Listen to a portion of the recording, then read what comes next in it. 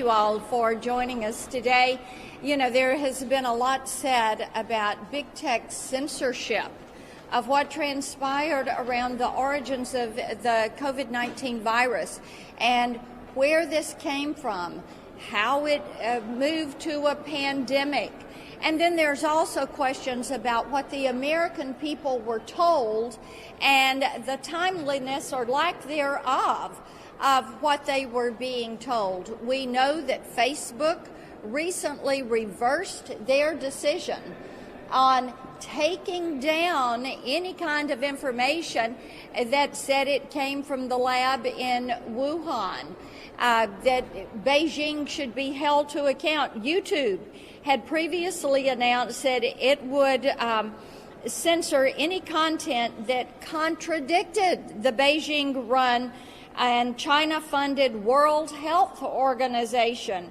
YouTube even took down a video from some medical doctors who were questioning the value of these lockdowns and were questioning what it does to the population and especially what it does to our children.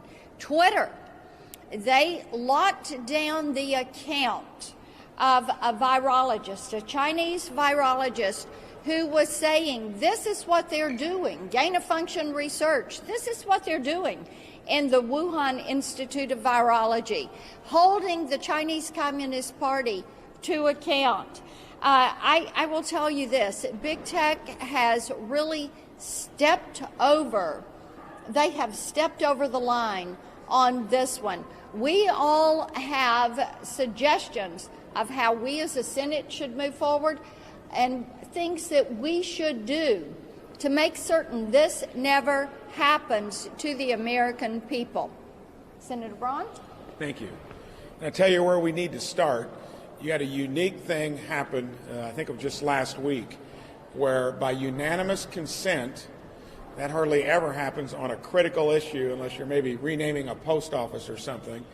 We got it through the Senate to ask our own intelligence agencies to release the information that we house. And for as much havoc as this has created, not only for our own country, across the world, why we wouldn't start there with President Biden, spoke to Secretary Blinken, asked him. He said, had no good reason why you would not release that information. We need to start there to get to the bottom of it. And when you talk about big tech being mum on the subject, basically, when you've got every U.S. senator that wants to at least start there, we need to have accountability. And I think it's for them to step up and lead the charge. They are the place that people look to, listen to, where are they at? And we need to start there. Let's hold our own intelligence agencies accountable, release that information, declassify it. Senator Marshall? Okay. Well, Senator Blackburn, thank you so much for giving us a chance to sit here and talk about the Wuhan lab leak and the cover-up thereof, you know, what we affectionately refer to it as Batgate. You know, it occurred to me as I was sitting there reading Dr. Fauci's emails recently that everything I learned in 10th grade science, everything I learned as a doctor about the scientific method, about hypotheses and developing theories, that we just threw that all out the door. You know, I was shocked as I went back and reviewed some of the letters that were written, but really what rose my suspicion was somewhere back in January of 2020. And the Chinese were saying that there was no person-to-person transmission. The WTO agreed, and the CDC didn't stand up to them. And that led for me to have a phone call with the CDC. And all the national journalists were reporting that the United States scientists were investigating this new novel virus. And when I talked to the CDC, they said, well, we've got scientists in Beijing, but they're thousands of miles from Wuhan, so we really don't have anything to tell you. And then the next thing I see is this a letter signed by a group of scientists who have ignored even the possibility that this virus could have risen from the laboratory. They totally ignored it. They threw out the scientific hypothesis that this was even feasible. And didn't come to find out most of those scientists, if not all of them, were receiving some type of funding then and in the future from the NIH and our CDC sat there and nodded their head in agreement. And then national journalists, big tech companies, they worked together to suppress this story. They worked together to censor those of us who thought that this virus may have originated there. And not only did they suppress, they actually shamed people who thought that this might have came from a laboratory. And then finally, we see in Dr. Fauci's emails a collusion, working with Dr. Fauci, big tech working together to suppress this story. You know, here we are, we're 17 months later. We still don't know anything much more about this virus. You know, I think that we have to hold the CCP accountable. And if the United States is in any way accountable, if they helped fund laboratories that led to the development of this virus, then we need to be held accountable as well. And we need a deep dive into what viral gain of research rules look like going forward as well. You know, we're never going to get to the bottom of this unless we stop this cover-up of the Wuhan lab leak until we stop Batgate. Thanks, Marcia. Senator Johnson? Go ahead. Well, Johnson. Okay, I'll go. I want to point out that the evidence about a potential lab leak theory has been hiding in plain sight for months. You know, the fact that our federal agencies, under the direction of Anthony Fauci, funded this type of research for years has been laying out there hidden in plain sight for months. Shame on the media, shame on the social media for not paying attention to it, for completely ignoring it. The result of this 18-month gap of fully exploring the true origin of the COVID virus probably means we'll never get to the bottom of it. China's had 18 months to destroy this evidence. But make no doubt about it, China is guilty. They are culpable.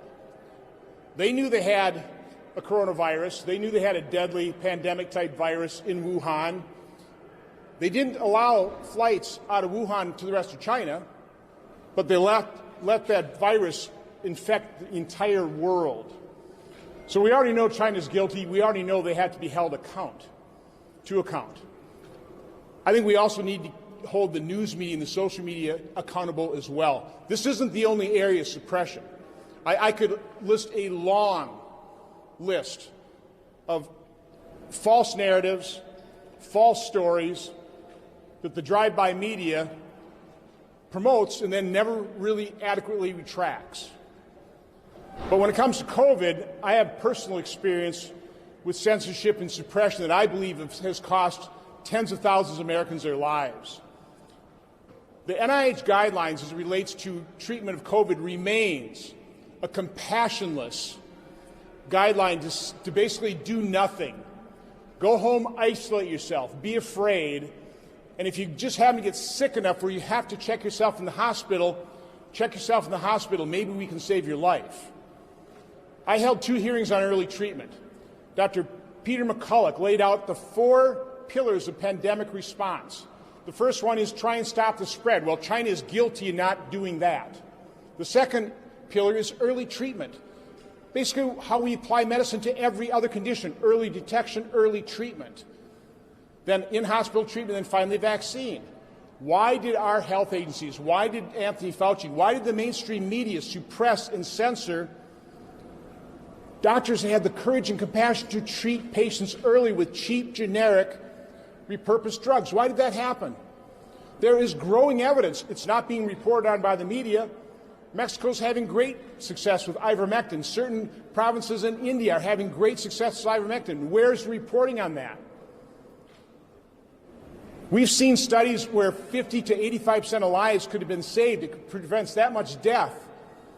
Apply that percentage to the 600,000 Americans that lost their lives, which is why I believe the news media will never admit their complicity and why they will never admit they were wrong here.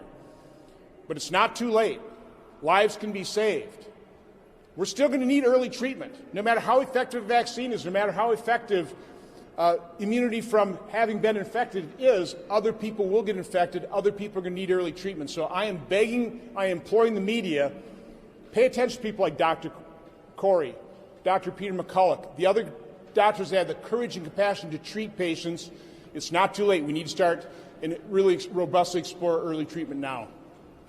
finally, Senator Wicker, who joins me in holding big tech accountable and dealing with Section 230 and censorship. Thank you, Senator Blackburn and others.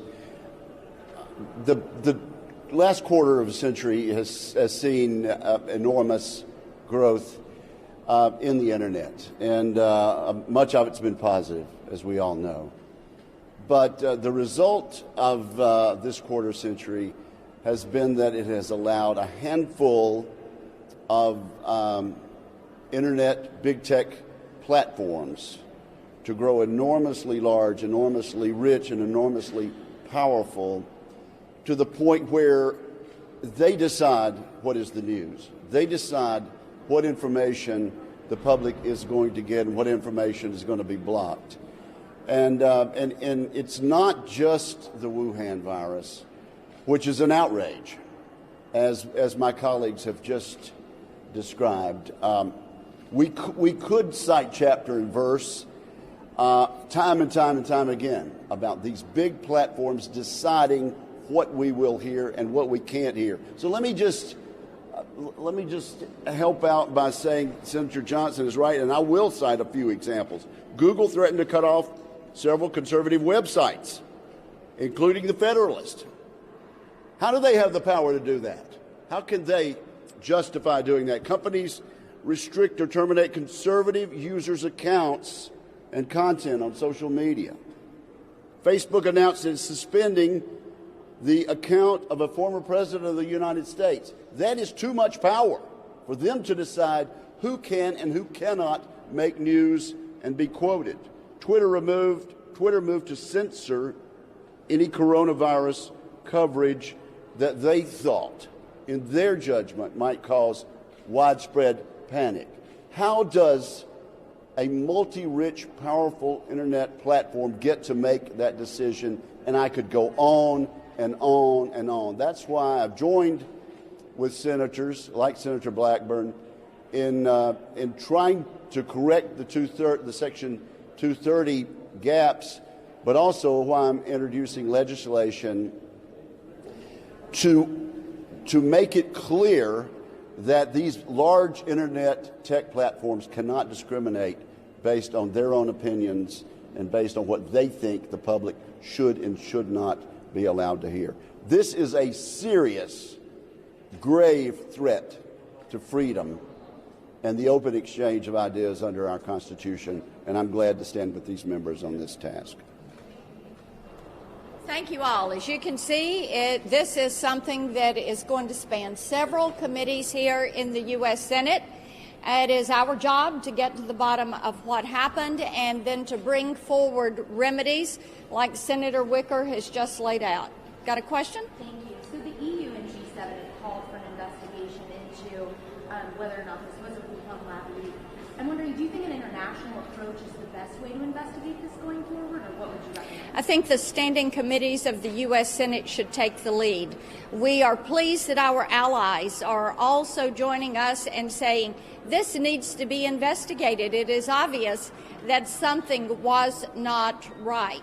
It is of concern that the WHO decided that they were going to let the communist Chinese tell them when and how they could approach this lab, and that we had to wait for months. And then also, I saw your release yesterday about firing Dr. Fauci. Can you just talk a little bit about that on camera? Sure. I think that it is appropriate that Dr. Fauci step aside from his responsibilities at the NIAID and that he make himself available to Congress to find out exactly how was he in cahoots with Mark Zuckerberg and big tech. What transpired there? Did the American people hear some truth, but not the whole truth and nothing but the truth? Why was there not timeliness of acknowledgement of concerns around the lab? Why was there not more of a concern around Wuhan saying you cannot go anywhere else in China, or the Chinese Communist Party saying you can go nowhere else in China if you're from Hubei province or you're from Wuhan, but you can travel the globe everywhere but China. These are things that, now look, we've got 3.5 million people that have lost their life. 3.5 million people. We have hundreds of thousands of American families who have experienced loss of life in their families to loved ones, to friends. We have loss of livelihood for hundreds of millions. We have children, precious children, that have just experienced loss of learning for a year, loss of socialization, that are showing emotional problems. And Dr. Fauci is funded by the U.S. taxpayer. And the taxpayer is saying, what did you do with our dollar? Thank you all so much.